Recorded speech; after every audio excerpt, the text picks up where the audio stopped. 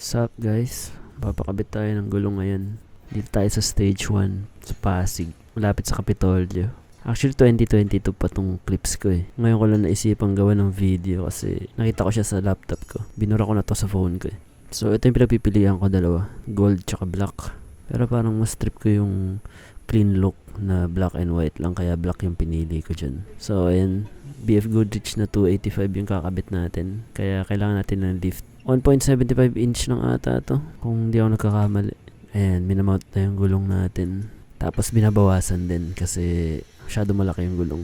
Actually sumasahid pa rin nga kahit binawasan na. Pero okay lang. Tis ganda, diba? So ito na. Kinabit na yung sa likod. Ganda oh. Nakakatuwa no, kasi kahit 2022 pa to, na-appreciate ko siya ulit. Ayan, malapit na matapos. Mamimiss ko rin yung ROH ko na Steelys. Ayan. Pero binili ko kasi yan kasi nagtitipid ako dati. Hanggang ngayon pa rin naman. Kaya Ridemax yung pinakabit ko kasi kaya ko pa naman tiisin tag-tag eh. Ito picture niya to noong 2022 after ko pa ipakabit. Sa Cloverleaf ata to. Tapos ito na siya ngayon 2025. May roof rack tsaka may light bar na sa taas. Sorry, wala akong maayos na picture. Imagine niyo na lang. Yun lang naman yung nalagdag eh.